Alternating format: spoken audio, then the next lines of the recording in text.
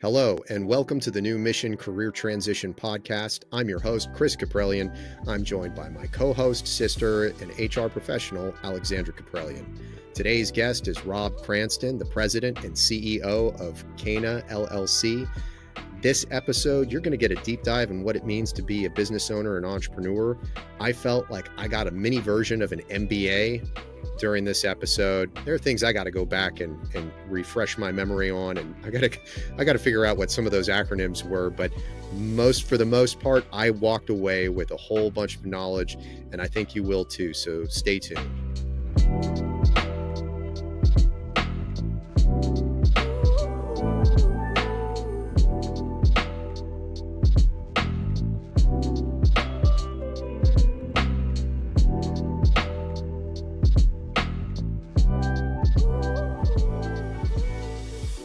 Rob Cranston, welcome to the podcast. Hey, how are you guys? Good to see you. Hey, Rob.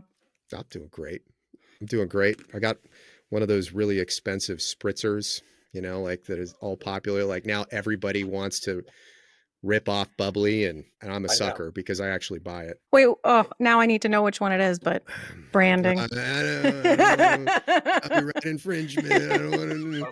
Yeah, we're that big. As if we make money off of this thing. Golly. If we get to that point that they want to sue us, then we're doing really well.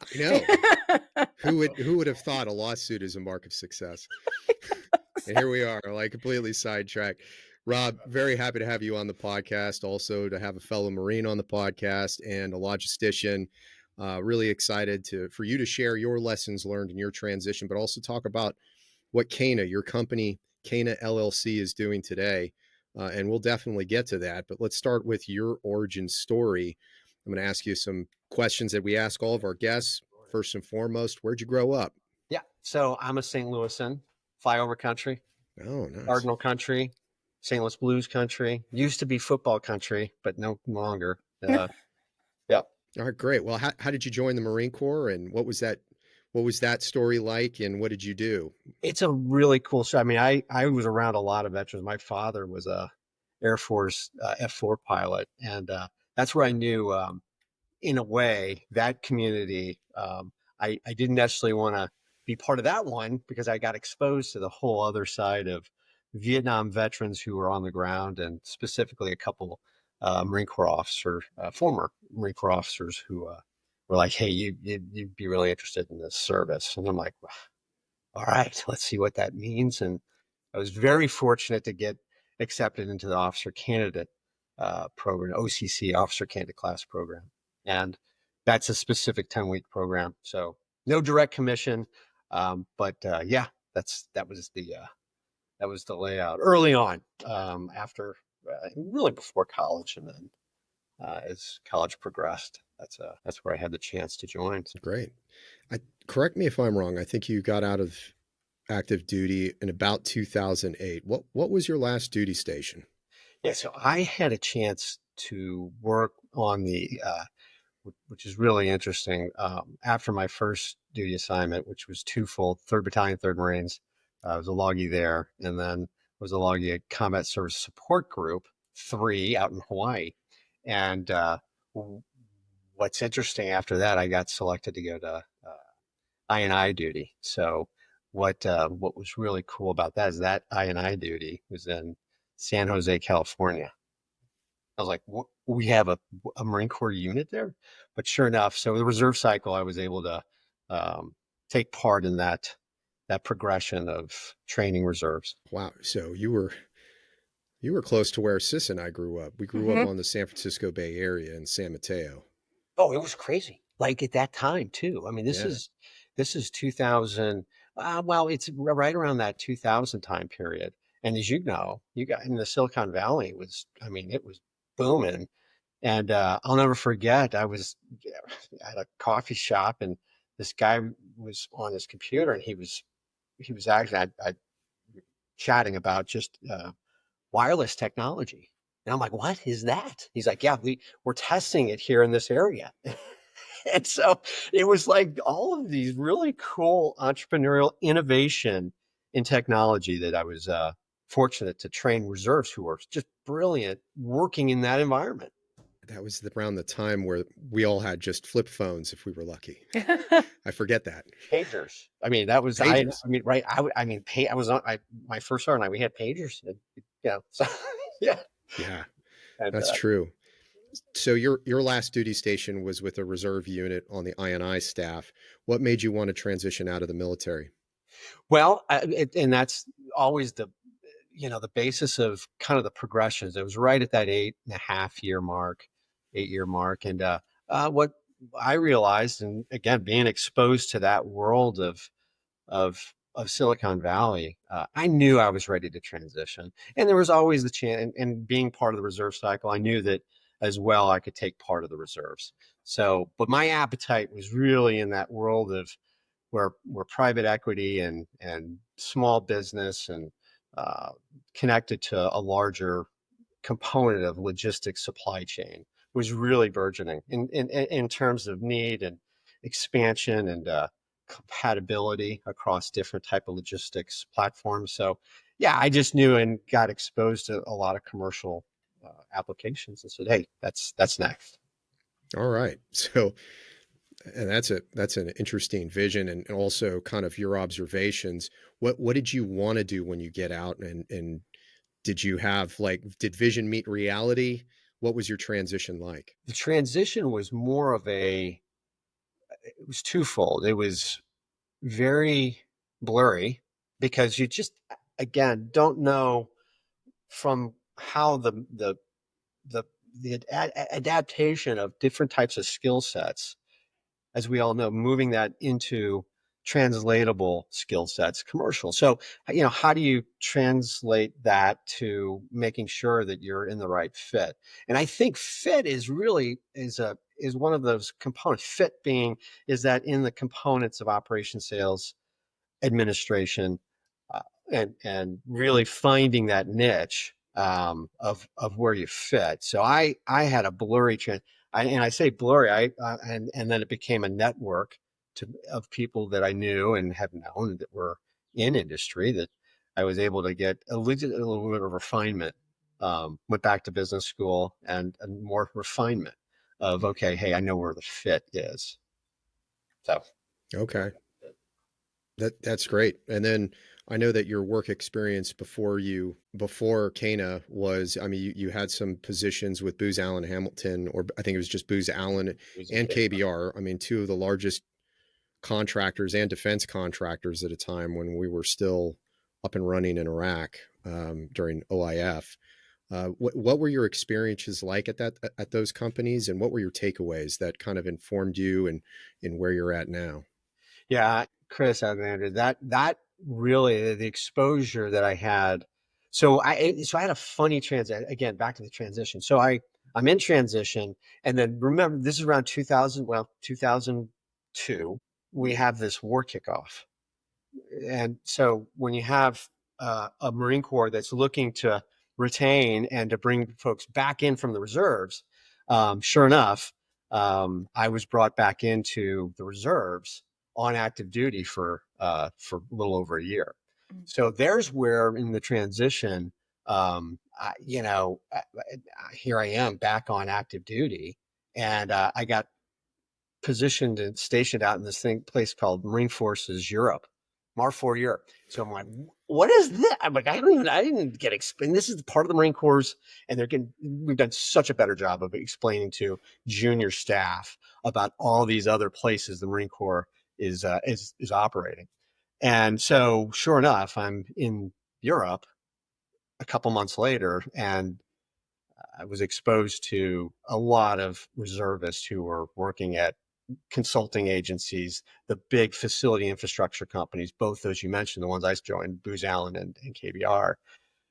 So I had a chance to go with Booz Allen by virtue of, again, getting exposed to folks who were on active duty Marines who were part of these communities of best practices, logistics practices within Booz Allen. And sure enough, I got pulled in to do that. And about a year and a half later, was pulled in by a PM from Kellogg Brown and Root, which, by the way, was actually at that time under Halliburton. And if those out there remember, that was the the infrastructure, Army's largest, called LOGCAP, Logistics Civil Augmentation Program. So it was brought in under that program to help build on the sales side additional base support operations, which has all the logistics provisioning forward in different parts of operating environments. So yeah, I had both those. So I had this consulting piece, and then I had the facilities and really kind of the operationalized asset management piece inside two different companies exposed to. And I'm like, oh man, boy, I know that I always wanted to start something. And sure enough, the entrepreneurial spirit, we'll talk about it in a minute, but started churning, and that transitioned to starting up this thing called CANA. That's interesting. So if I understand correctly, it sounds like your time in the reserves at Marine Forces Europe gave you an opportunity to interact with others where you saw the nexus between the private industry and private contracting and DoD consumers, and where the private industry actually solves a lot of tactical and sustainment problems for the military. So that, yeah, I mean, absolutely spot on. And what's interesting is, and I was very lucky that I was able to see also the procurement and the contracting piece that are part of that growth in terms of understanding how to do business, and really how to do business on the services side, on the booth side, and then also consulting services, and then over on the asset management side, and big infrastructure, base operations support contracts, public works contracts, which gets into energy installation and energy infrastructure. And they're two very dynamic types of ways that business is executed. But the contracting piece is what really, understanding indirect direct cost structure on a contract, to building out the very distinct difference between cost and estimating. I'll make sure your group out there that's listening to this, and in transition too in the future, very different of how you cost a job and very different of how you estimate. So that was a big distinction, and it gets into profitability, and it gets into those distinct requirements of understanding how to be in and drive a successful business unit. So writing that down, difference between cost and estimating. Because now I got to Google. Like, you got to have really good intuition on the estimating, right? So think about that, right? You're going to go buy a car, right? You're estimating, you're going in, I don't know, there's an estimated cost to that, right? So you're going out there and you're finding your best deal and you're negotiating that. In cost, you really have very defined metrics that your company is built on, like fringe benefit, G&A, right? All of that inside that requirement that you have to make sure that you're profitable. And so it's a very different way of shaping both commercial and federal, because we do both in CANA, commercial and federal type of work. So so we cross train also our folks to understand that. So it makes them a more rounded, professional as we move forward into different portfolios. No, that's great. Enhancing marketability as well, and generating new business in areas that, like, this recruit probably wouldn't recognize if I didn't have the training either, right? Well, no, it was fascinating. So for our listeners, Rob, you have a podcast for CANA as well. CANA Connections, is that right? That's right. Yeah. And I listened to the most recent episode, and it was interesting. One of the gentlemen that works for you, McLaren, and he was talking about an application of a defense industry software. So Connor McLemore. That's who it was. Absolutely. Yeah. Wicked smart dude. And he was talking about how beautiful, unbelievable minds. Yeah. And like took something that I was like, it got to a portion where he was talking about how do you take the software that defense is using, and like listening to him explain the commercial application. And he talked through a little bit, and I'm like, wow, it does work. I don't want to say it just yet because I want to give you an opportunity, but like, I think that's something that has to be developed I mean, I think it takes a lot of self-study and probably a lot of coaching from somebody that's already been there to take a defense capability and recognize the commercial application in the private sector, or government, local government.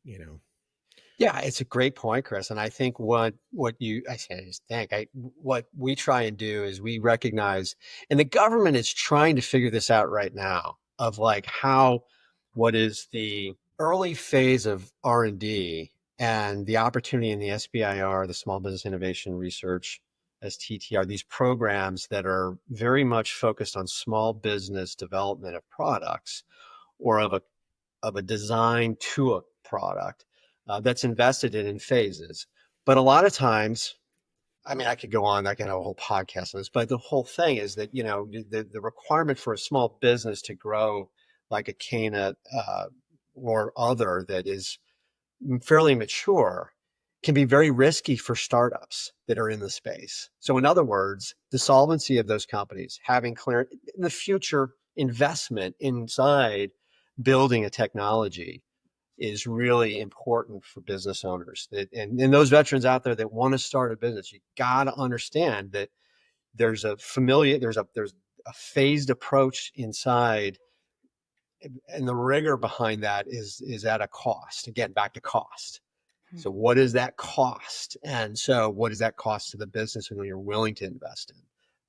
But back to what you mentioned in terms of the entourage, yeah, it's a really, we can get into that in a minute, but really exciting. It gets into like all sorts of this thought piece of applying the federal DoD development. It's a tool for counter UAS targeting and threat detection, and how that's applied, let's say, to a Maersk line or to a commercial maritime line, right? And this gets into a whole infrastructure security discussion. And the infrastructure security discussion, it's just a matter of when a drone's going to take out an asset. Unfortunately, it's the same thing. We were on the CANA drone solutions for many, many years. You're like, okay, there's a lot of great ideas, got a lot of shiny objects of different types of unmanned systems, but boom, FAA regulates, and rightly so, the different parts, what are parts being in design to make sure that there's restricted airspace that you can fly drones. But quite frankly, again, if you look at the other side of that, back to counter UAS, you and I, if we have a drone come and we know it's a threat and we shoot it down, guess what? We go to jail. And at this point right now in legislation and the way it's governed is that is now a federal offense. So the real part, and what I'm getting at, is the design. Is you got to make sure that it in entourages away that we do this, is making sure that the need base and all those type of demand signals out there of clients that would use this, you're hedging on what your restrictions are, and you're betting on the future of how that implementation is going to really create an ROI basis, whether it's cost savings or other. Yeah. Well, before we get into Entourage, and we're not talking about the HBO series. That was good. It's really good. I think it was HBO. Let's tell us a little bit about your company. What's the origin story of CANA? So the origin story of CANA is really this. It's really cool. It's a purposeful piece of design think. It was a lot. Everything we've done is really creating thought around, whether it's CANA, I said the mention, it's a place, it's water to wine. It's a great discussion piece also, whether it's a religious discussion piece in business, or it's other, or it's the again, what we do in defining, and I thought in defining was, hey, let's create a space where you can bottle this whole Marine Corps thinking of, which may be good, maybe bad, but very rigorous, can blow through doors, or it can, or not, in terms of defining a problem, getting that problem then teed up so that we can solve for a client that then has a long-term relationship built on. That's really important. It's not just fly in, parachute, fix something, and we're gone. It's a long-term evolution. So back to business and business growth, Chris and Alexandra, is that it is a marathon. You got to look at it that way. And so, yeah, so the origin really became out of thinking, and I got so lucky coming out of KBR that there was a partner, president of UPS Services, had a great relationship with, and we had bid on a couple $1 billion projects. And sure enough, it was just by a commercial logistics systems integration problem they had. They said, hey, this is totally, do you know anybody out there that could be doing that? And well, over time, I knew I wanted to start up.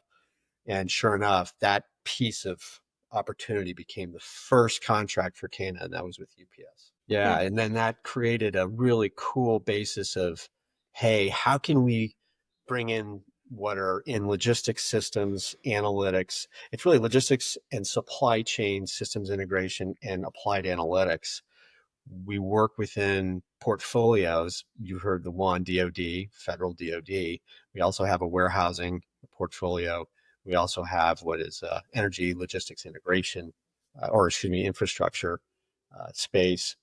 And so when you boil that down, we realize that, hey, we can build not just services, but also solutions, which we call products. And what kind of products does CANA produce, or services do they provide today?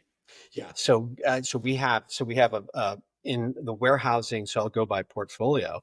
Our warehouse portfolio has us in a CANA warehouse and software solution. So it's a WMS, a warehouse management. So the product is a WMS. We lead with customized, very focused front-end assessment of a warehouse, so that you can get a sense, that the client can get a sense of, hey, where are my gaps? Where's my investment? What do we need to do to optimize that warehouse? And that usually trends and leads into providing what we have is the software itself. Entourage, and coming out of the gate, when you look at these, by the way, these are all at MVP or beyond. So, and by the way, for those out there, I just, if you're going to build a product, do it through a productization roadmap. And like my COO, Connie McKissack, who's just the best, she's incredible. And the way that she looks at it from productization is very specific in terms of, once again, the feedback loop of clients back into how you're building the product. It's a continuation of the product, because these costs of building a product, it's like plan on a factor of 2 to 6 times what you really think it's going to cost. I know, it's crazy. And a lot of that is labor. So it's inherent of building in your labor costs. Software developers, what I'm talking about, or it's your SME and software developer combination, right?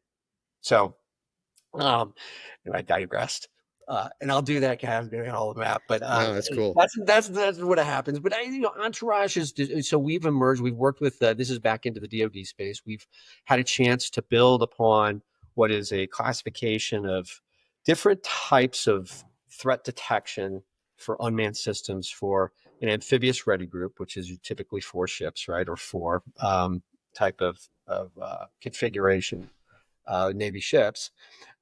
So we've worked on the movement of a set of amphibious ready groups around different areas that has the software built into managing different drone platforms that can be used or that are a threat to the actual group, and it allows for that time. It's speed to deliver, so speed to decision making. And in all our products, we look at from a warfighter perspective, and even warfighters out there, you get this, I know it. It's like, okay, great, just tell me the simplicity, give me the equation for us to have a really quick way of determining whether it's a threat detection or it's a requirement to make a decision in forward to operating. So Entourage does that. We've got, what's interesting, we built a portfolio of tools. So transportation tools. We've got a distribution network tool. So this gets back into that portfolio where inside of our energy logistics infrastructure group, we do a lot of that research analysis, which then sets the tone and the framework of information coming in to build with a client a tool that's going to help them optimize, but really effectuate change within their operation. But that change always adds different types of customization.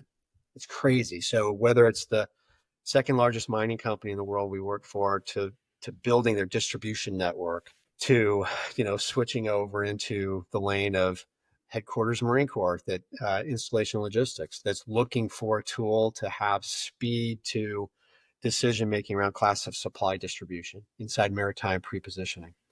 So those are our tools to date. We've got a lot of what's really, this is why being on the leading edge, you guys, I mean, like leading edge is so interesting if you can afford it internally. But basically we have like a skunkworks type setup where it's called a crate. It's a creative space for our caners that can play around with, and what they do is they recommend a one pager to our leadership team on what they want to do and design. It could be a process, a method, or it could be a technology. And that's the incubation that starts with the creative thought of how this is going to, whether it's agentic AI type, or it's the method of how we've built a customized crowdsourcing tool. I mean, we've got a bunch of it. It's really, and these are all, and they're all successes. When you deploy it out and you try and figure out in the world where it fits, we have a lot of successful failures.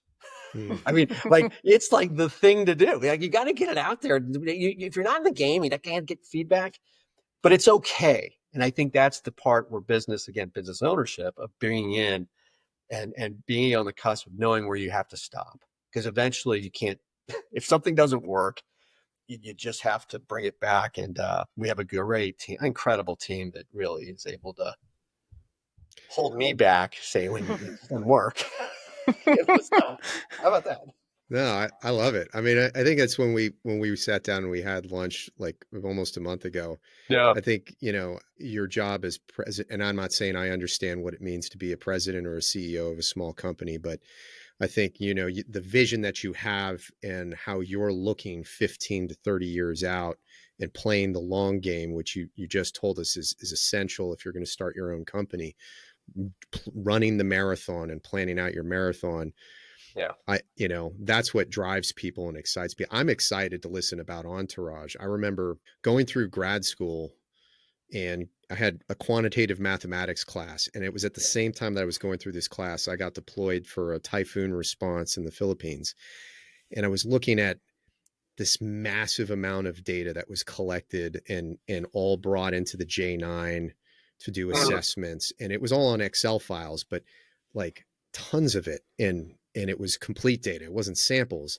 And I'm like, man, if we just could figure out a way to leverage this to actually show. And there was and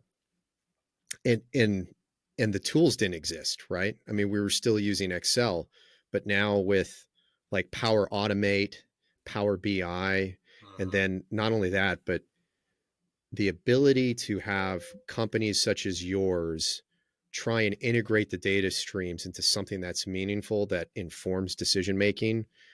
I think that's where it's at, because that's the thing that DoD cannot do on its own. That's probably the thing a lot of large companies in the private sector can't do on their own. They're just not designed to do that. Yeah, that's a great comment. I mean, that's where, and then for those out there, right? I mean, look at what's happening with this what is an evaluation of different contracts, DOGE, which if you really break that down, it goes back to the simplicity of readiness. And Chris, exactly how decision making with the type of trajectory, and this is where it gets very difficult, because everybody gets wed to what they have as inside their different directorates of, whether it's installation logistics and O&R, AFRL, or other. Is it, oh my God, this is the great, like, we've got to feel this, we've got to get this out there. Well, that's great, and I love that energy, but truly, if the users cannot adapt to that simplicity and be able to make the decision making you just mentioned, connect that data point sets, it just it doesn't work. Now we're doing a heck of a lot better DIU to different incubators, type of innovation incubators that are the tech bridges. They're doing a really great job of bringing industry and testing well before an investment is made, that could be perhaps an investment that was not the right decision. So, yeah, that's data. Data is, we go back to analytics. I mean, I had a former COO, who just a phenomenal guy, Norm Ryder. If you're out there, he created a way for us to get analytics built into the logistics space for us to curate that and bringing in the right talent to build upon our analytics capabilities. So we have a huge muscle movement of analytics team. We're powered by CANA Analytics, and really that defines the individual and the subject matter expertise inside that. That really creates this, again, I say muscle movement, but this way of building upon, really inserted into the data streams and the data requirements for very, very complex type of problems. So I'm proud of them. And a lot of them come out of the Naval Postgraduate School. They come out of even other, but other types of school sets out in the commercial space. And so it's an important piece of our continued cutting edge. Well, we've got to train folks. So we love that our folks, part of our charge with our employee development is, hey, what else can you certify on or create a space where perhaps you want to get published, or that with a current project they're on, or other. So some just a couple nuggets out there for as a small business saying, hey, this is what we look for. Yeah. Yeah, no, I've been taking some notes here, but actually leads me to my next question. I mean, your company has thrived for 16 years, and some of the I live vicariously through entrepreneurs, and when somebody goes and starts a new venture, there's always an inherent risk. You're always wondering, is this going to work? Yeah. Was there a point in time in the history of your company where you were like, hey, this is going to work? I mean, like, what was that? Well, it was the rubber meets the road with the first contract with UPS. Wow, this really, I mean, and to me, the UPS team were just so efficient. I mean, you guys probably, maybe you don't know, they have the brown book, and they've got these ways of creating, for example, in their transportation network, all of their aircraft, which is down at Worldport facility in Louisville, Kentucky, is cleaned every month. Well, it's clean for efficiency because it has fuel efficiency costs to that. So, you start looking at the way that they really, for us, it was, how can we be beyond that in terms of detail of efficiencies? And I think that's where it becomes really important in terms of our evolution at CANA, is that as long as we stay ahead of knowing the paths of there's different troughs of disillusionment and all these other integration of type of technologies. But as long as we're practical and understand details of how that affects our clients, truly their bottom line, like ROI basis, I think, that's where I knew we could really create some long-term effect on not just change, but also with clients. And Another question for the president and CEO: what hard? No, Chief Chaos Officer. That's what Chaos officer. There's, I mean, all those other titles are title. I'm the guy who throws in, in the mix. And holy shit, he just did it again. El Jefe. We could tag. I think I heard him say that. We don't have to have brevity here. I mean, we could just keep going on. Yeah. But I'm sure, like, throughout the course of the time, throughout the history of CANA, you've had to make some tough decisions. Yeah. Maybe you could kind of, just for our listeners who want to become entrepreneurs, want to start their own company, were there a couple of tough and pivotal challenges that you overcame? What a great question. And I think that's the learning curve for those that are transitioning out of the military, or just in general, those that, right. There's and Chris, and there's the distinct difference between entrepreneur and business owner. Unfortunately, they connect together because the entrepreneur is like, oh, I have the greatest thing. It's like, it's it, man. Like, look at all these 10. They want to show you the technical side of how unique it is.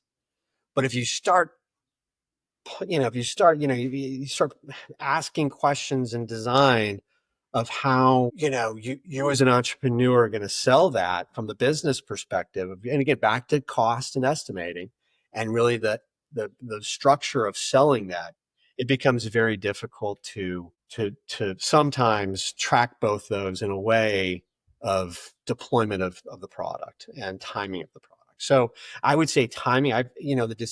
We've had a lot of this. Over the course of CANA, the pivots have been bringing in a culture. Remember, you go back to culture and the culture of the company. We're virtual. We got people all over the world. We've got people that are part of an ecosystem of what works in terms of folks who are really go-getters. Like, people have to be very organized in the way that they think through. And I'm getting to the point of your question, is that, you've got to be somebody who can operate in an environment of, whether it's client side, you're creating your own environment of workspace. So organizing that workspace that's way more efficient, but also in a way that's connected back into the CANA culture. So CANA culture is, we have a CANA Foundation. It's not a nonprofit, but folks can get involved that way. I'll get that in a minute, but back to that point of having the right people that fit inside of a culture like CANA is the hardest. It can be the hardest piece, because most of the time you're looking at a PD, that goes to a project and that goes to a specific requirement. They have the certs, et cetera. We look at it differently. We're like, how can we get, that individual SME, that pro involved in and understand both sides of our organization, the commercial side and the federal side. And that's hard because you have people cranking 100% on a project they're on, per se. And yet at the same sense, our leadership team does a fantastic job back to the training and education. So it's been really hard. Sometimes people don't fit. You're like, oh, why? What happened? Wait. So they left because they didn't fit, or it just wasn't right for them. And a lot of things weren't right fit for us. So, and that hurts the team. In a small business, when you have a SME that's very, very, their skill base is specific to the project. Remember, we're not 1, 2, 3 deep. Two, 3 deep. We're only 1 deep in some cases of expertise. So for those out there, that has been very difficult, where all of our products, if you look at the typical product manager, product lead, we're 1, maybe 2, 3 deep in some cases. But point is, though, is you've got to have this evolving piece of expertise. It's an overhead. It's a cost to the company, right?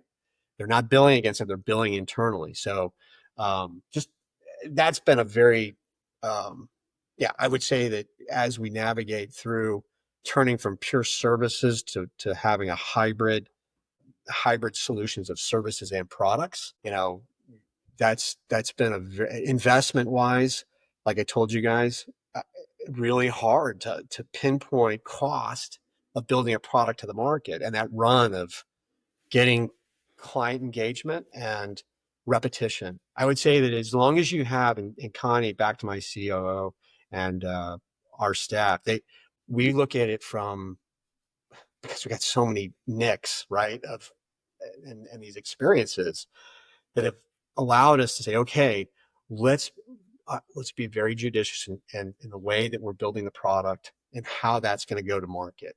And sometimes that means you're breaking even, you guys. And that's another I'd say that's the third piece, is the break even piece. So sometimes you've got to be able to look at it and say, hey, I'm okay to break even on the first year, let's say, of a product as it goes to market.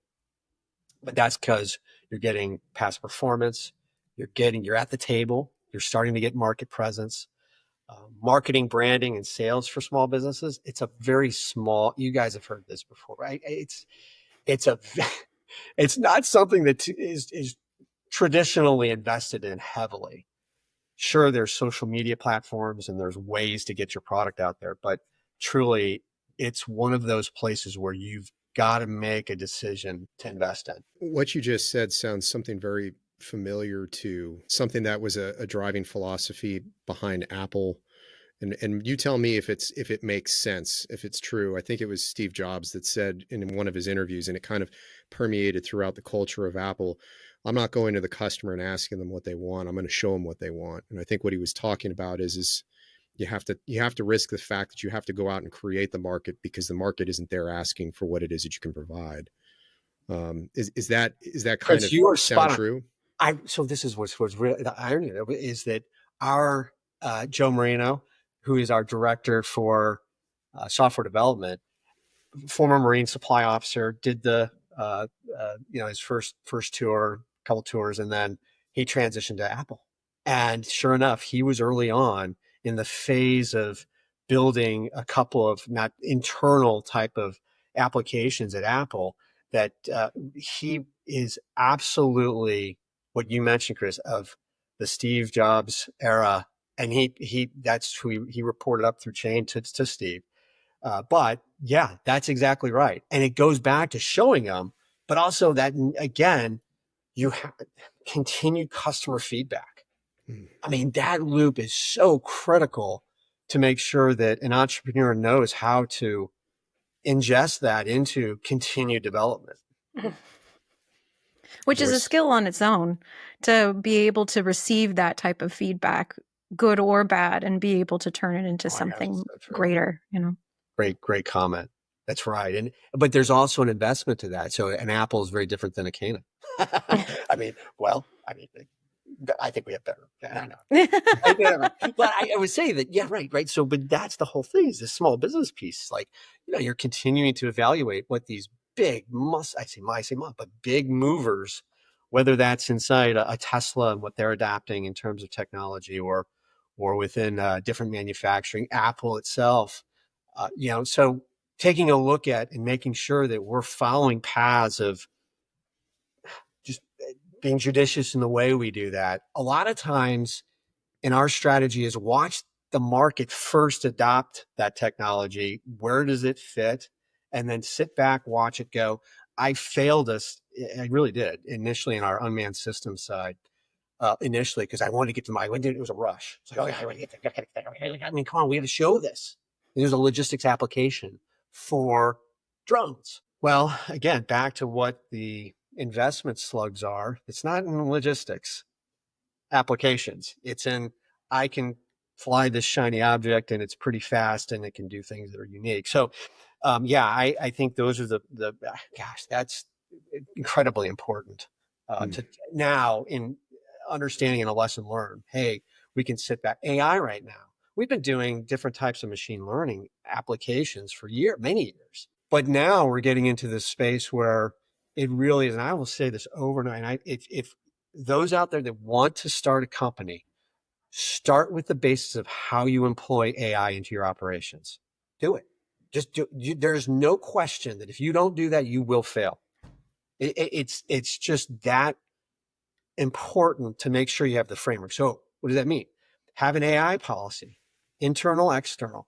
Make sure that, on this podcast or on our CANA Connection, hey, we're recording this. We do have a feature of AI that we're being used. So there's like these pieces of like ethics. And then there's also the bigger, broader, hey, how do you employ an AI type of, for example, we have an LLM, supply chain LLM that a group is building upon. Really fascinating, really, really cool. It's a web scraper. It creates, get quicker decision making, you're getting information inputs, right?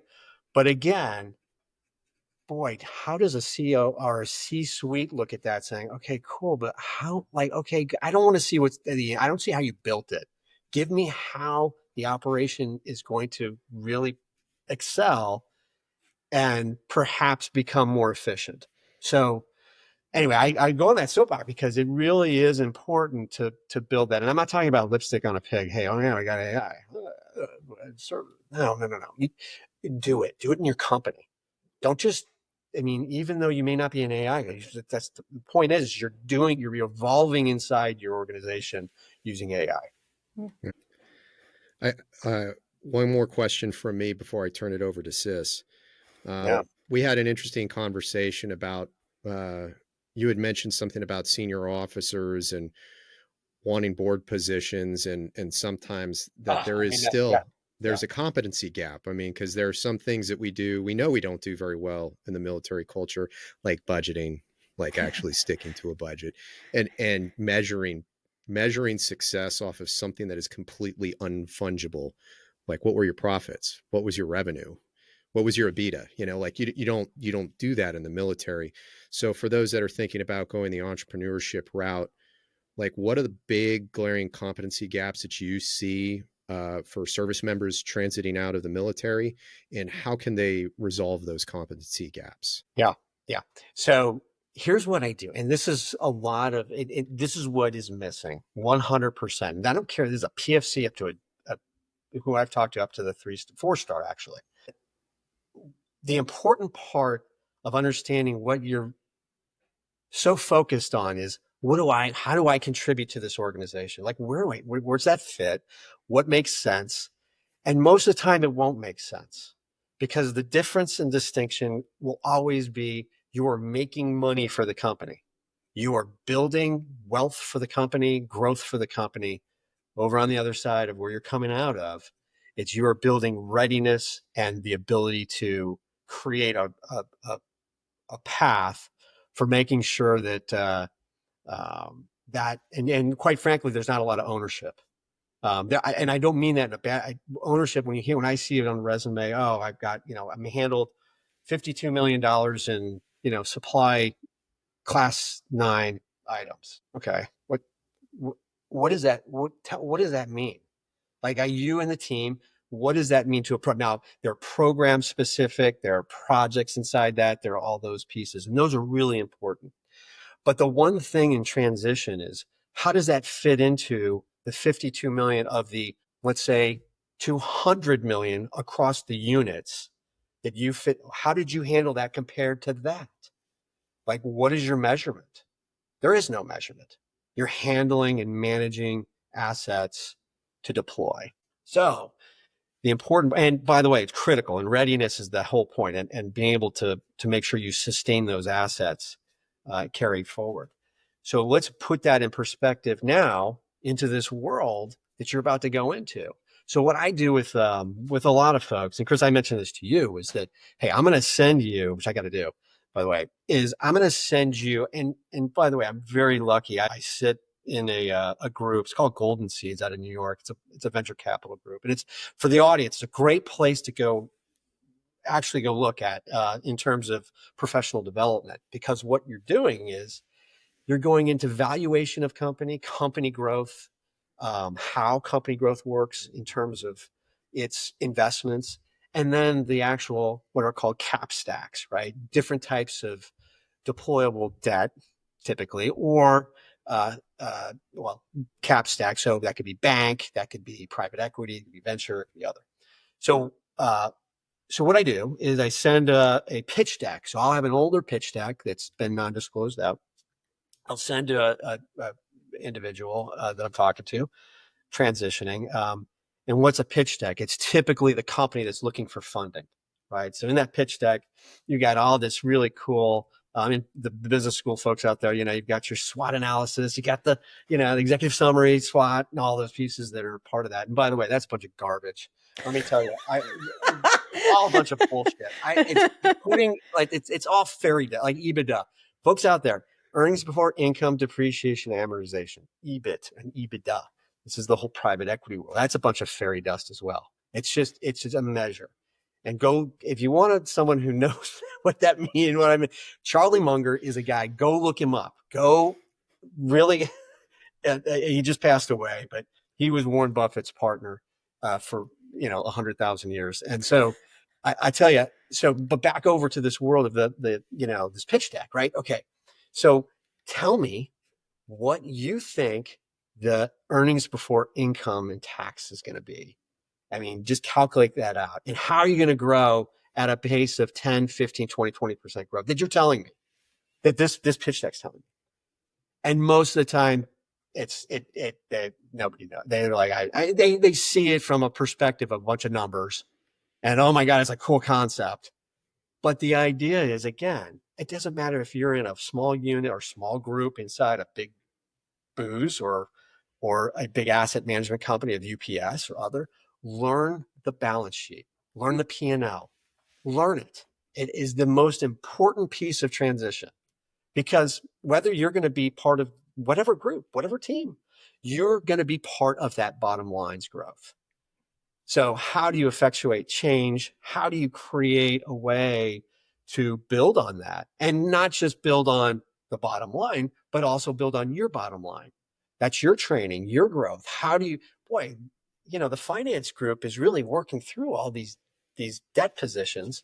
That's really fascinating. So I could go out there and actually strategic sourcing, again, estimating. I can go out there and do that for a company. Or I can be in sales, and boy, you know how sales work. The sales whip inside a commercial company is it's vicious. Then we get into talking about S&OP planning, sales and operational planning. How does sales, how do operations work in sync? How do you harmonize that?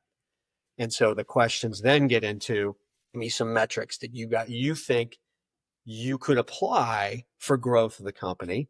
And what is that? Is that operational metrics? Do you want to bring in kind of a lean process? How much is it going to cost to bring a new product line? Or how are you going to go ahead and add to your product a feature? Like, what does that look like? And are you in front? So talk me through. That's the stuff I get really excited about, and know that if somebody can talk through that as they transition to whatever position they're going to go to, and they know the products of that company and some ideas of how to grow, boom, you are way ahead. I'm trying to thank you for the fire hose, and I was so proud of myself for knowing what Abita stood for, and now I'm going to throw it in the trash can somewhere. All your private equity guys, I get it. You guys are going to come back to me and say, bro, what the hell was that? What other measurement do you have? Well, don't tell me that, because I've got capital seats that I'm going to grow my company further. Yeah. No, that's great. That's great. Business CANA, and it's like, no. Hey, Sis, you got any questions? Well, no, I'll just ask one question just for time's sake. But, what is a superpower that you would say you have that is actually a direct correlation from what you had in the service to what you were able to give to your company today? I love people. I absolutely love people. I mean, and in so many different ways, in watching them grow and watching people, in the superpower of putting them in front of places where they may not think that they should be, but really it's a growth piece. And it's okay. Stretch, you got it. All right. That's good. Love it. That came, obviously that question came from the HR professional. That's not the question I would have thought of. So good on you. Yeah. We're nearing the end of our recording session. So Rob, I want to know do you have any saved rounds or alibis for those that are preparing to transition? Maybe one or two key tips or takeaways that you want them to remember before they venture out on their own. What are they? It's one, confidence. You have the skill sets. It's just a matter of making sure that those skill sets, you're comfortable in really designing those for the future. The second thing is, I just went on a ramble on it, but know the company, know really truly what that company does. And there are no right or wrong. And, Alexandra, you can give our HR director, by the way, she's amazing. Anna Starrett does, she focuses all on making sure we have the right synchronized set of questions. And there are no right answers to those, right or wrong. It's just making sure that you can formalize a way of communicating your thought to us. Because guess what? You're going to be doing that with a client. So make sure you refine that piece, that pitch of knowing how you would, product to a client or a product to sales, or by way of one example. So I would say those two are really the most important. And then you talk about health and wellness. I mean, the whole world, but enjoy that. Enjoy your time off before you come into this crazy, nutty business world. Enjoy it. Really, just do it. Don't sit there and say, well, I need to get on this job. No, the jobs are going to be waiting for you. and you guys will 100% get it. I have confidence in you. And if you really want to, talk it through, go to canallc.com and go or come talk to me. I welcome that. All the social media is out there. I don't have a handle for Twitter or for, I do on LinkedIn, just Rob Cranston. You don't have a TikTok handle? No? I would become an addict. That is the most honest comment anybody has ever made. God, are you kidding me? I mean, I look at my son, my daughter, and I'm like, jeez, please. And then you're like, oh, wait, that's fascinating. No, that's great. Well, listeners, if sometimes we don't ask one of the questions that you wish we did, you can find Rob Cranston on LinkedIn. You can check out his website. We'll have it in the episode notes. Or you could listen to his podcast, CANA Connections. Did I get that right? CANA Connections, yeah. CANA Connections. And you want to, if you're thinking about going into the defense sector and contracting, I listened to one episode and I found it fascinating. I'm going to go through more because it was just really exciting to hear about what is going on in tech development and its application to the DoD, but also the private industry. So, Rob, hey, this was like a mini MBA time for me. I appreciate you coming on and sharing your knowledge with us and our listeners. It was a pleasure. Oh, it was such a pleasure. You guys are a blessing. Keep doing what you're doing. I know the audience out there really do gravitate to what you guys are doing in this podcast and the series. And so kudos to you all. And I love that you say sis. I do that with my sister too. I'm like, hey, sis. Love it. Yeah. Well, Rob, hey, thanks for coming on and we'll be in touch. You got it. Thank you. Cheers. And Rob Cranston has left the virtual studio. And that was great. Yeah. That was great. We haven't had an episode in a while. And wow, I mean, what an awesome interview to kickstart off a temporary hiatus. Mm-hmm. That's very true. He's so great. Asking him what his superpower is, and the first, with no hesitation, people. That's my superpower. I'm like, no. No, but it wasn't a flaky answer. It wasn't, I'm a people person. No, it was, and you can get that. You get that sense from him that, I mean, like he reached out to me and was kind enough to sit down over lunch, or I think I reached out to him and then he was down here and then he was like, hey, let's go. And it was really just he was during our lunch conversation, same human being. I wrote a bunch of notes. Mostly it was acronyms that I need to look up. There were a lot of acronyms that were being thrown around. Yeah, I wrote a couple of things down too. Well, I think one of the things that was, aside from all of that, there was one takeaway that I got from Rob, and it was very consistent with the things that I've heard in industry leaders and entrepreneurs that have been in the game for a while. And they said that AI isn't going to take away your jobs. Mm-hmm. It's not going to outmode your jobs as much as if you don't learn how to use it, you're going to find yourself without one. It's kind of a slightly different paradigm. I mean, you should be concerned that you don't understand how to use it and you're not applying it, more so than it's going to somehow take your job away. And when he said, if you're developing a business plan or you're going out on a business venture and you don't have a plan, an AI plan on how to leverage that, you're going to be left in the dust. And I'd imagine that's not just in developing a product or providing a service. That could be as simple as you can't get your overhead lower than your competitors. And so they're going to beat you on price every single time. That was a good one. Yeah. AI is a good mode of working now. I think a lot of people have been hesitant in trying to look into it because either A, they think they have the skill set to overcome it, or B, there's just an overwhelming vast amount of tools that are coming through that you just don't know which one to tap into for what purpose. But one of the main takeaways that I was thinking about, and something that we do need to mention, especially to service members that are going to be interviewing and getting towards that final round of interviews, and now you're going to start talking about, okay, you talked about the role, you talked about the people you'd be working with, you talked about what your day-to-day looks like, you talked about how you can use your skills to contribute to the company. But now they're looking at you going, okay, well, we want to offer you something. And beyond just benefits and beyond pay, one of the things that he was also mentioning was, continuing education for his employees. And what does the employee learning options, what do those companies offer as well? Because that's also a benefit that a lot of people find out about afterwards, but don't really ask about during an interview process. So having a chance to ask, what is your continued growth programming for employees? Because he mentioned that there's so many people with so many great skills. And now it's like, okay, how do we take you out of just this one little niche and build the skills that you currently have so that it can expand and you can grow into something else, or you can touch on multiple things instead of just one. So asking that question of what is continued education for employees at the company? What do they offer? Is it a stipend to take classes? Is it certification options? Is it extra schooling? Something to definitely think about as part of the benefit package as well.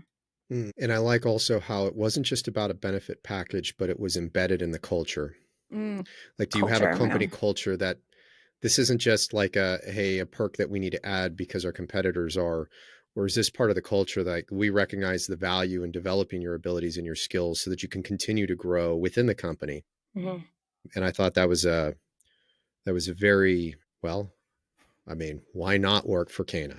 Right, like exactly. That sounds like a pretty cool culture to me, and one that values what people deliver and continuing to have them grow and providing a positive work environment. So, and we've gone on for a while. And so I'm going to stop running my suck, bobbing my gums, jacking my jaw, with the exception of saying, if you like what you heard and you haven't followed us or subscribed to us or given us a thumbs up or given us a 5-star review, please do so. It helps us beat the analytics and get this information out to service members that are preparing to transition.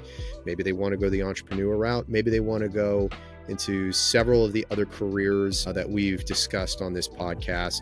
But please like us, give us a 5-star review. And if you have comments, questions, or even any feedback for us, you could either leave it in the comments on Spotify, or you could send us an email at newmissionct@gmail.com. That's newmissionct@gmail.com. We will have that in the episode notes, as well as all of Rob's contact information and his website. So if you're like me and you're preparing for your transition, know that I'm right there with you. So until next time, stay focused.